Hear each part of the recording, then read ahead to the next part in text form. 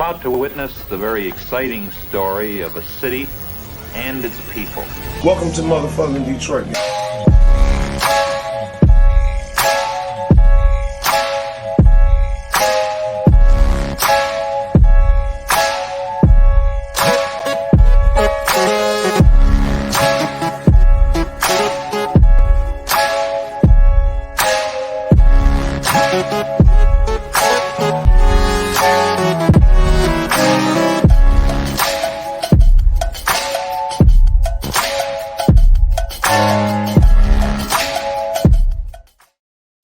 What up, though? What up, though? This is Detroit Mail with another brand new podcast of the No Name Podcast. I'm excited to do this particular one, but that means the season is on its way. We have one more Hard Knocks episode. Then was nothing but regular season material, nothing but regular season content to put out. I don't know why I couldn't think of the word, but there it is. Nothing but regular season content to put out. So, before we get into the show, we got to do our preliminaries and everything. So if you had not do it, go over to our YouTube page, IOW Network, subscribe to the page. Shout out again. Subscribership has been growing and growing. We appreciate those who have subscribed. We appreciate those who have hit the like button. But if you have not, if you watch the video, please hit the like button because that helps the YouTube algorithm. Facebook, we have a Facebook page. It's called IOW Network. It's for you over there, some of you over there, and some of you over there. And the great thing about this IOW Facebook network page is for you to voice your opinion. If you like a particular team, you root for a particular team, shout the team out on the page. If you're promoting something, selling something, shout it out on the page. If you have your own podcast and you want to just promote your podcast, shout out on the page. Have a funny take, shout out on the page. Have an interesting take, shout out on the page. If you just want to just rant about a particular team that you don't like, hey, shout out on the page.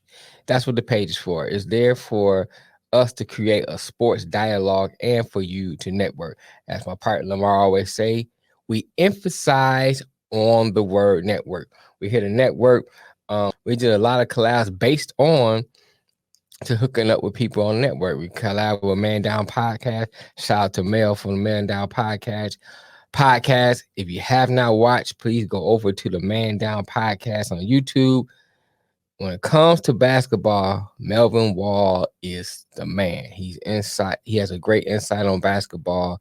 So he has an insight on sports, but especially basketball. If you really want a great take on basketball, listen to the Man Down Podcast. If you like wrestling, go.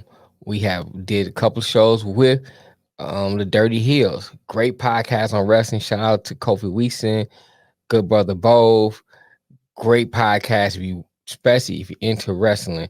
And also Kofi jumps on our live show that we do every Monday and Thursday from 4:00.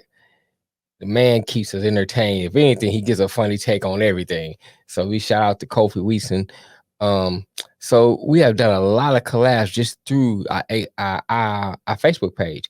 So if you really looking to collab, you may find people you can collaborate with. So it's just there just for networking. One thing we always do is that we promote everything we can. Speaking of that, we have our brother Lamar, my partner in crime. He has a Chiefs podcast. So if you're into the Chiefs and the Chiefs is your team, Lamar does the Wizard Chief podcast. And, you can go over to our page on IOW Network on YouTube and catch his stuff. Our brother Nick Shine, proud Jets fan. You can catch all things Jets over there with him. But one thing you see is scrolling across the bottom. If you want, I think I have one. The IOW snapback hat. Boom, boom, boom. I've been cooking this one, so I got a little spot on that one. I think that's a flower. But the IOW snapback hat.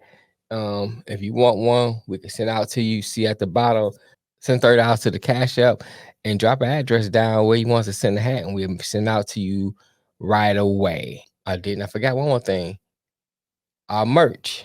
As you can see, I'm wearing the IOW sweatshirt. And if you go over to our Facebook page, the IOW Network Facebook page, you will see Lamar standing on the page, showing off some of the merch. That's right there. The link for that is there too. So if you want to support buying merch, it's my own collection, the J. Edwin collection. You know, right now we do t-shirts. I had the hats. We got sweatshirts, but I am getting ready to start branch off into more things. Just waiting for the money to come in. You know how that goes. But anyway, so I think I got everything out of the way. We're gonna do a preview of the Eagles and Lions game. You know, I'm excited about watching it, and then at the same time, same breath, kind of scared. But I will say this: I think it's a good litmus test to see where we are, because you know the Eagles is a great team. If you look and break down the Eagles team, they have a great offensive line. They have Jason Kelsey, Jordan Mailata, Dickerson, Sumalo. I mean, those guys are great on the offensive line. They do a lot of pulling and block. They block well in open spaces, which open up holes for like a lot of counters for Miles Sanders, Sermon.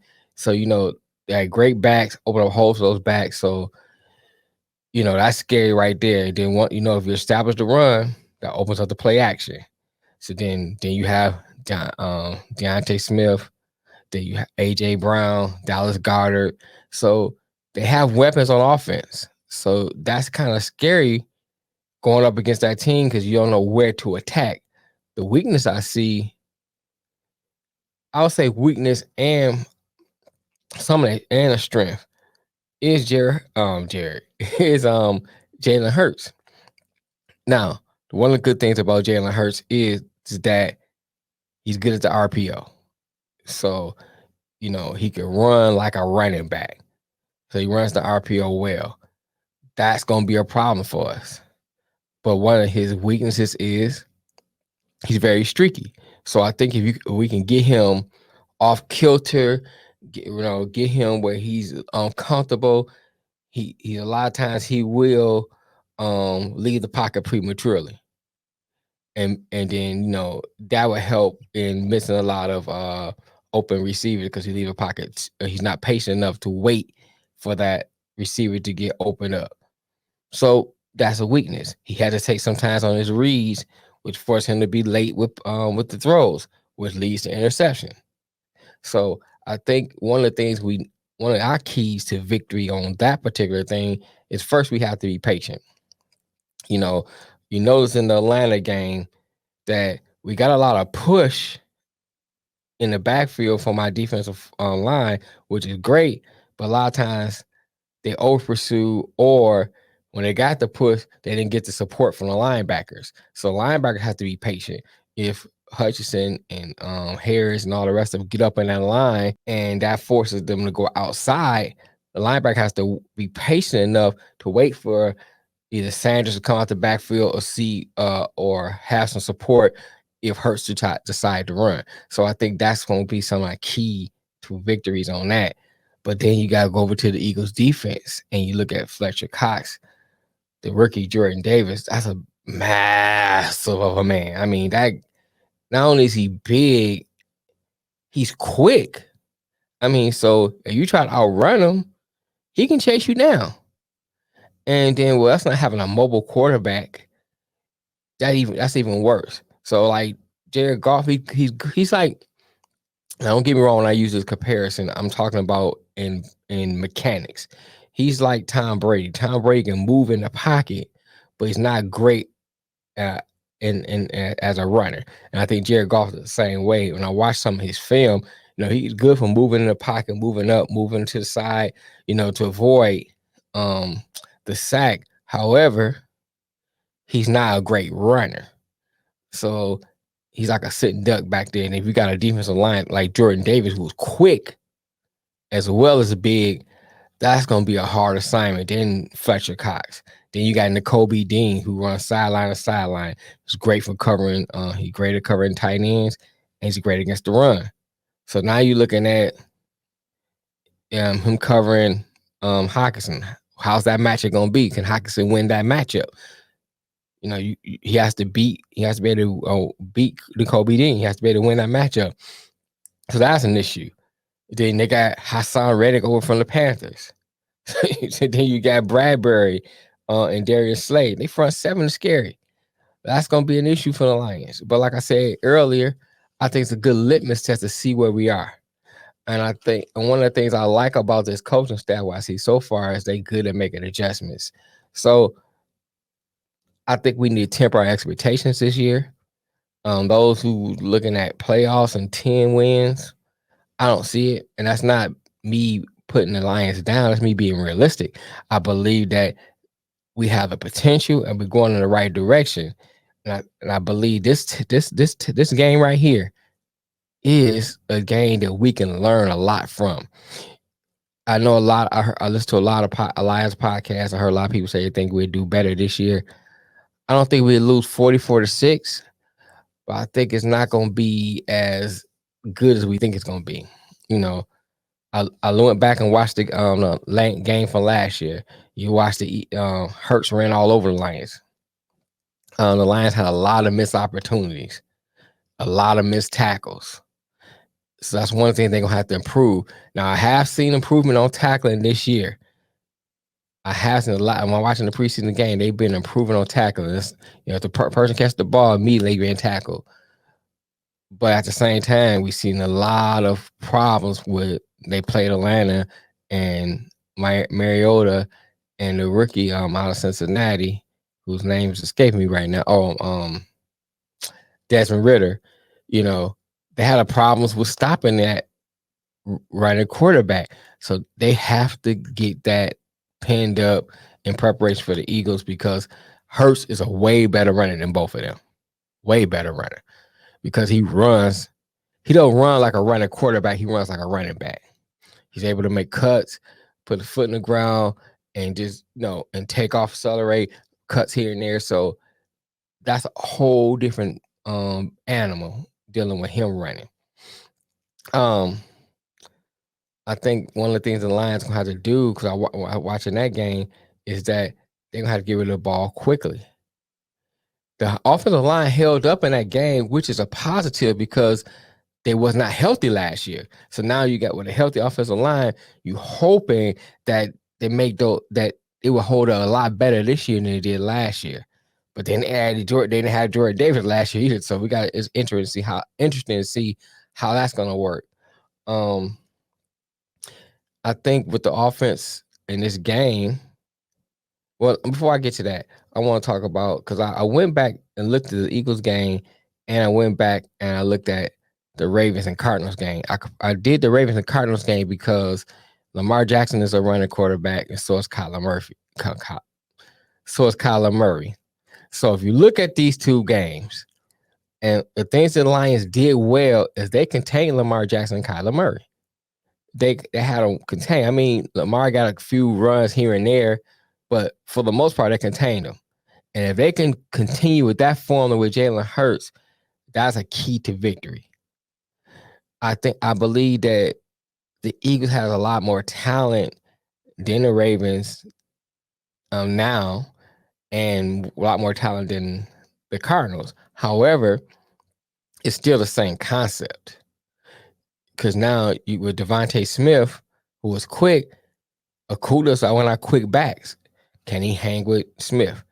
At the very least, keep him in front of him, because one of the things I learned from preseason and even from watching the previous games is that the Lions is a bend but don't break defense. And when they get to that red zone, you see it with the Pittsburgh game, who has a great defense, they kept them out of the end zone. They kept them in front of them, made the tackle they needed to tackle, kept them out of the end zone. And if they can do that with the Eagles and take advantage of the opportunities they have on offense, because they move the ball okay against Pittsburgh with Blau and Boyle. Now, you're going to have Jared Goff in there. So you're hoping that those same opportunities that they had or missed opportunities they did with Blau and Boyle, Goff will be able to take advantage of that. So that's what you're hoping you'll see in this Eagles game. So if they take that formula, the Pittsburgh formula, as keeping them out of the end zone and holding the field goals and able to score on opportunities that they get and maybe a turnover here and there, they can win the game. It's possible to win the game. I mean, the Eagles has a young team. They got 20 they skilled players around the age of 27. The oldest skilled player is age of 27. The oldest linebacker, 27 years old. They got literally half their roster is 24 years old. And they got a few players in their 30s. You got Fletcher Cox, Lane Johnson, Brandon Graham, Jason Kelsey, who they signed to a 1-year deal because they already got his replacement out of Nebraska, Cam Jurgens. So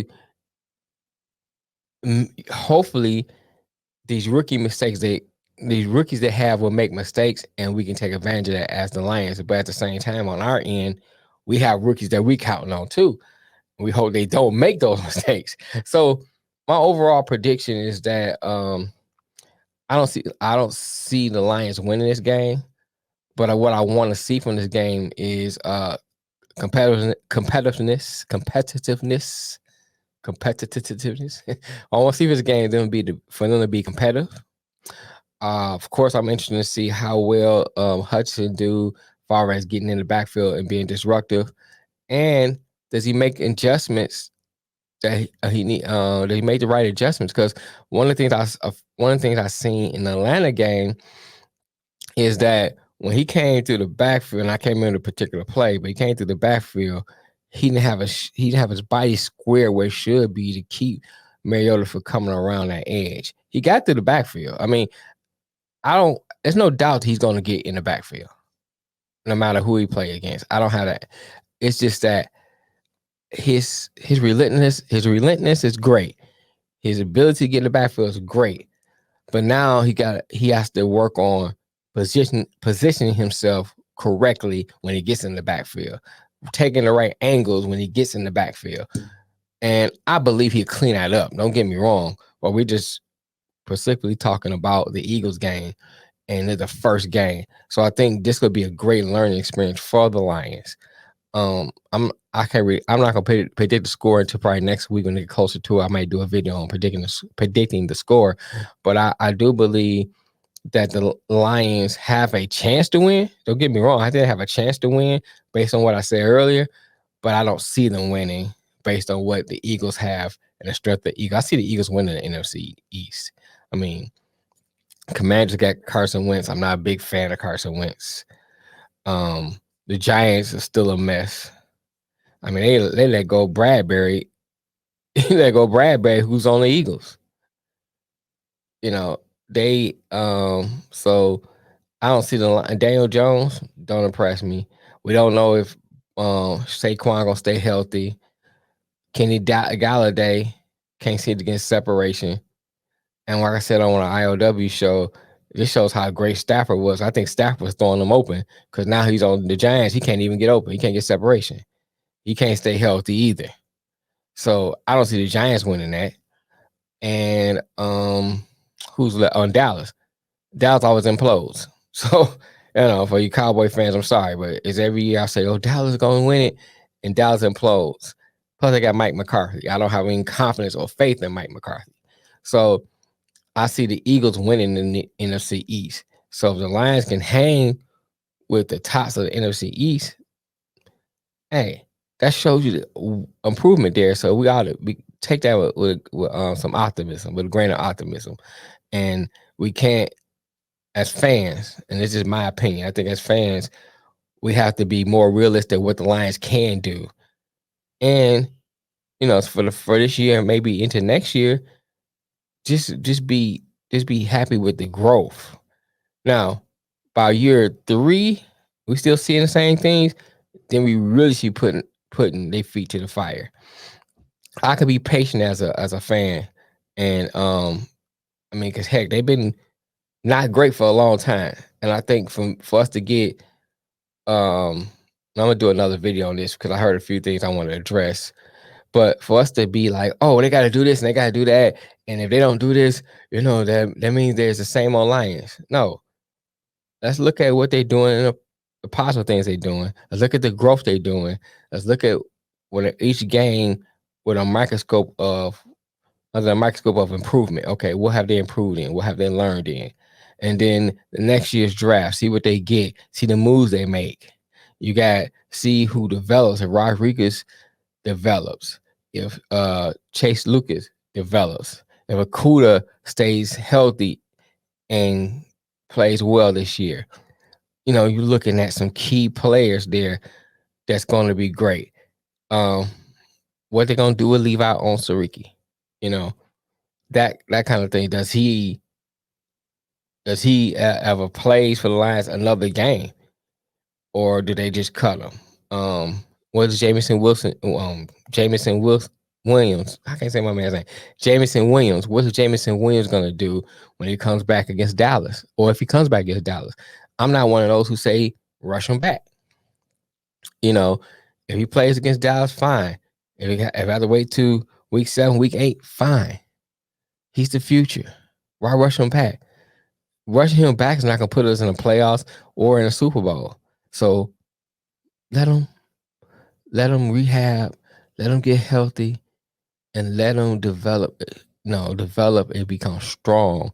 So then we have a weapon that they're going to have to double team, what opens up for the rest of our receivers.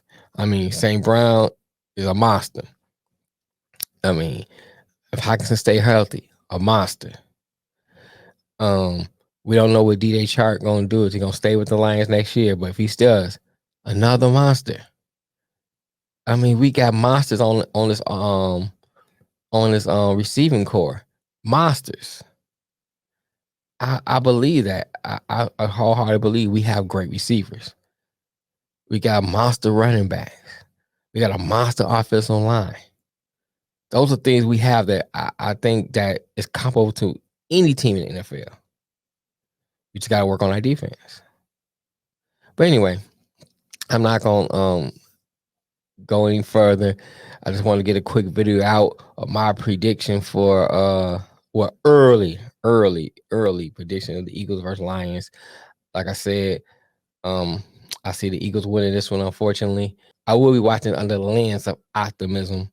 I want to see, what have they improved on? What have they done well?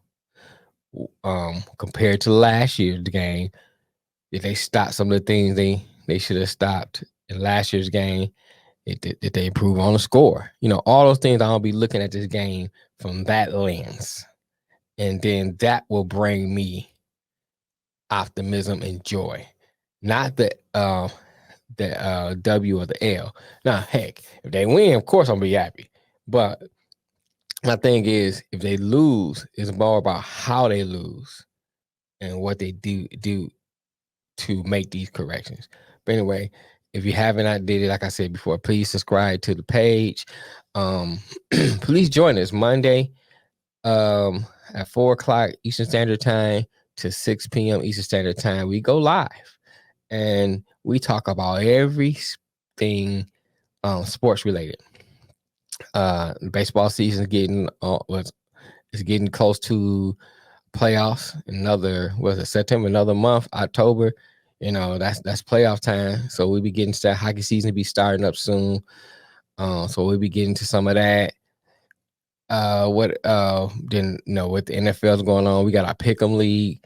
And if you had not joined our Pick'em League, please join our Pick'em League. I'm gonna play this video from Wildcard Mark before I go out.